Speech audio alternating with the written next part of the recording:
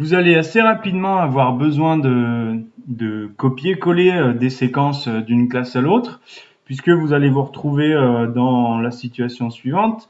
Donc, vous avez créé des séquences pour une classe et puis ajouté des activités, comme là ici la classe de 5B, mais ma classe de 5C, elle est vide. Alors, comment on fait pour éviter de tout recommencer Voilà.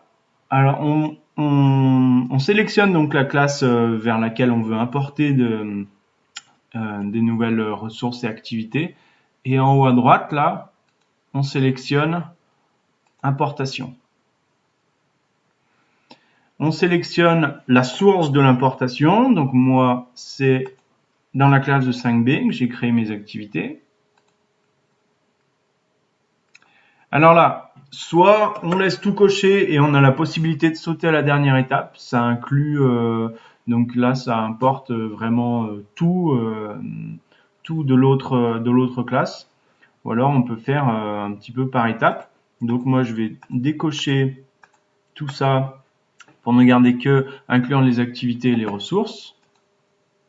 C'est finalement ça dont on servira le plus souvent, parce que ce qu'on veut faire, c'est importer des séquences, importer les activités. Donc on peut décocher ça parce que sinon ça se dédouble dans le nouveau cours. Et puis on choisit on choisit la séquence qui nous intéresse. Bon moi je veux garder celle-là avec cette activité que j'ai créée. Ici, j'ai un test que je peux pas importer, puisque dans la création du test, dans les paramètres, voilà, on peut paramétrer l'importation possible ou pas. Donc voilà, on coche ce qui nous intéresse. Suivant. À la fin, on a une confirmation de... Voilà, on peut relire ce qu'on veut importer, effectuer l'importation.